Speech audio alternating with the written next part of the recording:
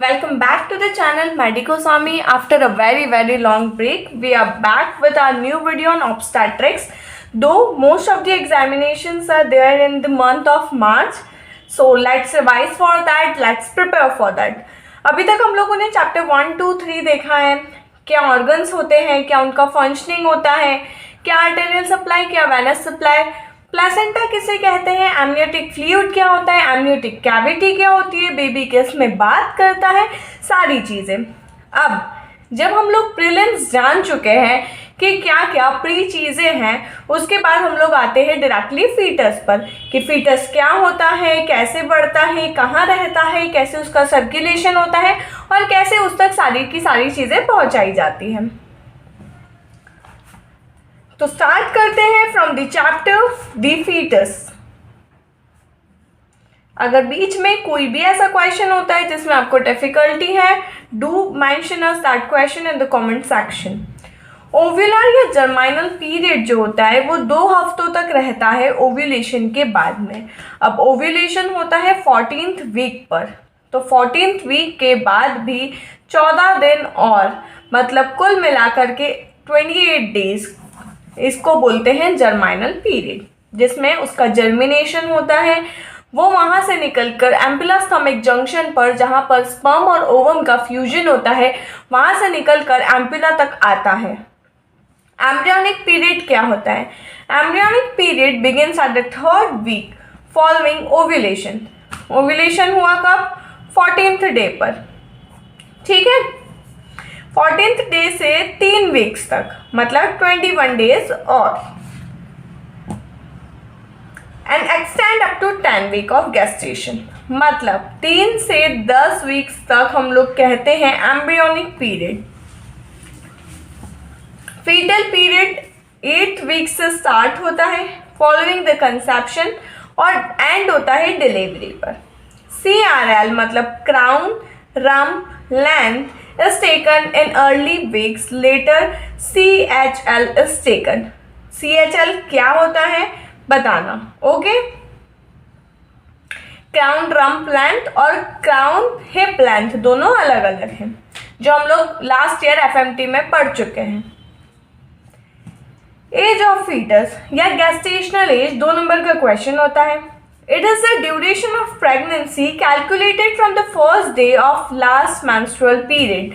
LMP, CRL, CHL ये जो terms है, और स्टैटिस्टिक्स में आपको हर एक शॉर्ट फॉर्म को याद रखना है, क्योंकि शॉर्ट फॉर्म्स पर बहुत सारे क्वेश्चंस आते हैं। हर किसी का जो है फुल टर्म नहीं दिया जाता है, शॉर्ट फॉर्म्स में ही क्वेश्चंस पूछे जाते हैं। तो छोटी छोटी सी जो चीज़ें हैं उनके आपको फुल फॉर्म्स आने चाहिए। तो गेस्टेशनल एज 2 मार्क का क्वेश्चन है।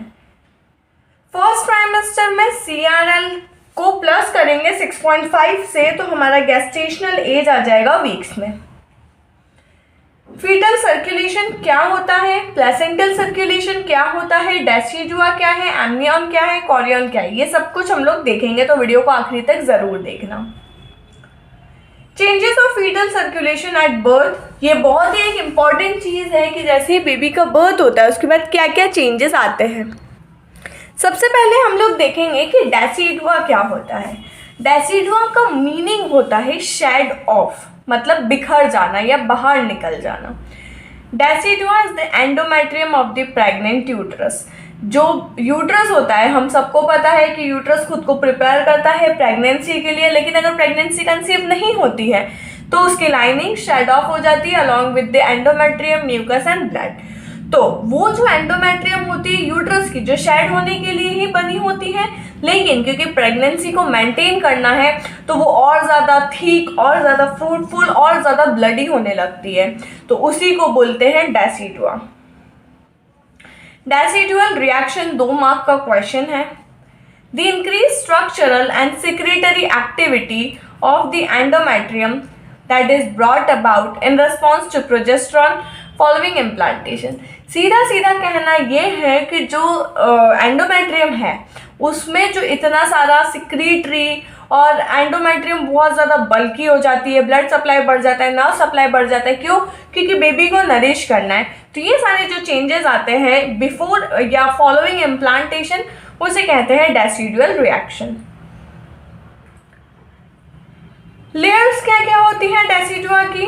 तो superficial compact layer, intermediate spongy layer और बेसल लेयर होती है।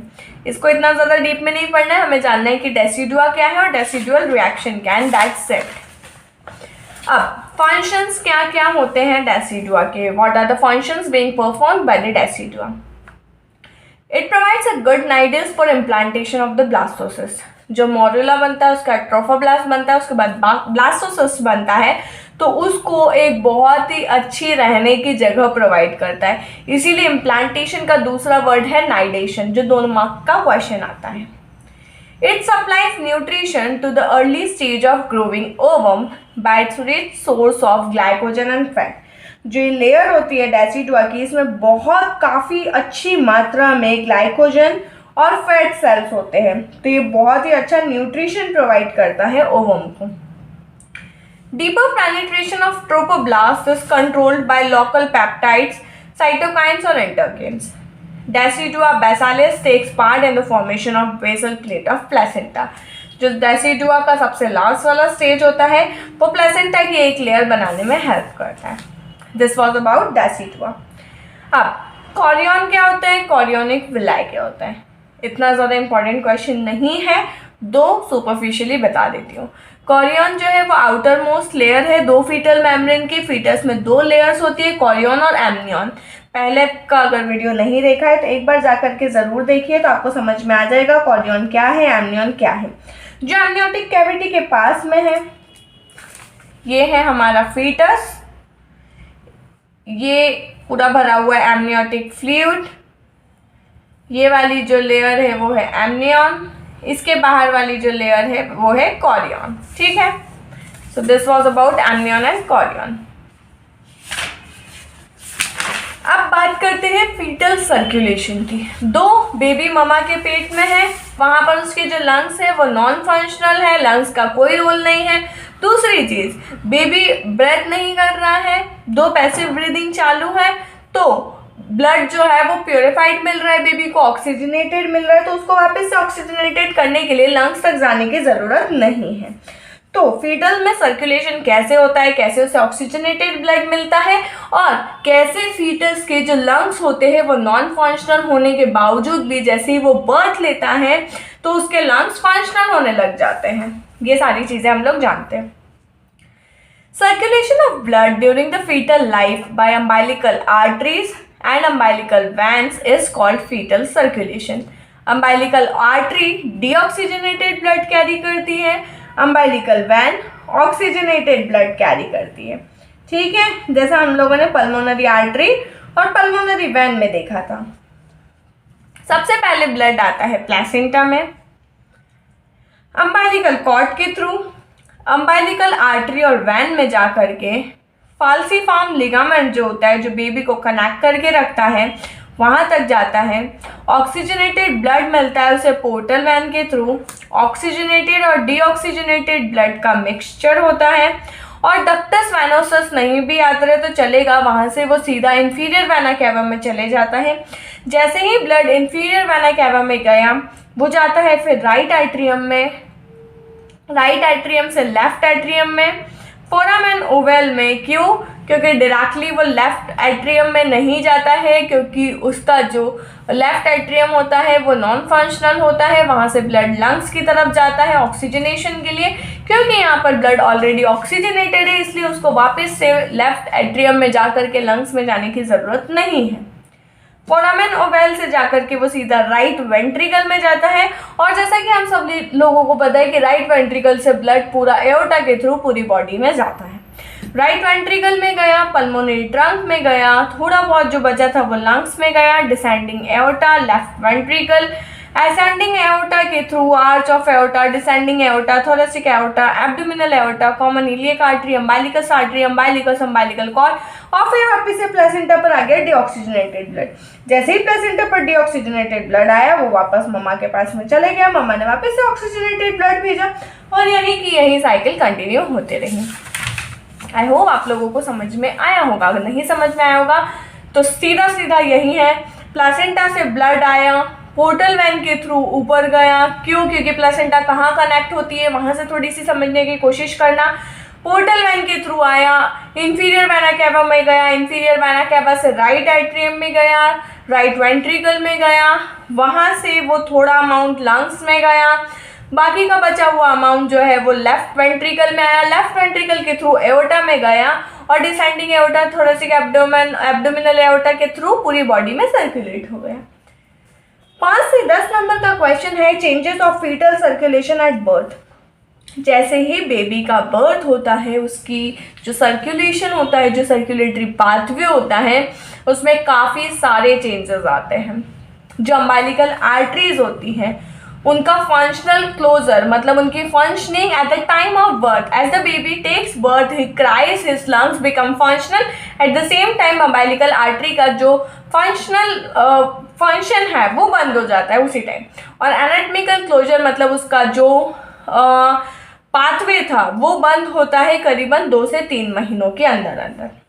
अब बंद होता है तो कैसे कन्वर्ट होता है, काय में जाता है, कहाँ घुल जाता है, किस में मिल जाता है, तो जो डिस्टल पार्ट है वो अम्बालिकल लिगामेंट में कन्वर्ट हो जाता है और जो प्रॉक्सिमल पार्ट है वो सुपीरियर वेसाइकल आर्टरी में कन्वर्ट हो जाता है, जो ब्लैडर को सप्लाई करने लगती है। ठीक है, जो अम्बालिकल वैन है उसका भी functional closure just after the birth हो जाता है। एनाटॉमिकल क्लोजर 1 से 3 महीने में होता है। जो कन्वर्जन है अम्बालिकल वैन लिगामेंटम टेरिस में कन्वर्ट होता है और डक्टस वेनोसम जो होता है वो लिगामेंटम वेनोसम में कन्वर्ट हो जाता है। डक्टस आर्टेरियोसस जो होता है, जो काफ़ी ज़्यादा इम्पॉर्टेंट है, जिसकी वजह से पीडीए होता है, पेटेंट डक्टस आर्टेरियोसस, अगर इसका प्रॉपर फंक्शनल या एनाटॉमिकल क्लोजर ना हो तो फंक्शनल क्लोजर आफ्टर रेस्पिरेशन हो जाता है। क्यों? क्योंकि ब्लड सीधा लंग्स में जाने के लिए तैयार होता है और वहाँ से फिर वो आता है left atrium, left ventricle, aorta और पूरी बॉडी में। एनाटॉमिकल क्लोजर 1 से 3 महीने में वो लिगामेंटम आर्टेरियोसम में कन्वर्ट हो जाता है। फोरामेन ओवल जो होता है उसका भी फंक्शनल क्लोजर आफ्टर रेस्पिरेशन होता है। एनाटॉमिकल क्लोजर 1 साल के अंदर अंदर हो जाता है, वो फोसा ओवेलिस में कन्वर्ट होता है। तो ये था कि फीटस क्या होता है, गेस्टेशनल एज क्या होती है, एलएमपी को कैसे काउंट करते हैं, एमनियन क्या है, कॉरियन क्या है, डेसिडुआ क्या है, फीटल सर्कुलेशन क्या है और फीटल सर्कुलेशन के बाद में क्या क्या होता है, पीडीए किसे कहते हैं और कैसे बच्चे में बहुत सारी बीमारियां होती हैं, दिक्कतें आती हैं हार्ट और सर्कुलेशन रिलेटेड, अगर ये सारी चीज़ें क्लोज ना हो और कन्वर्ट ना हो तो। I hope this lecture was useful for you, so do subscribe to our channel.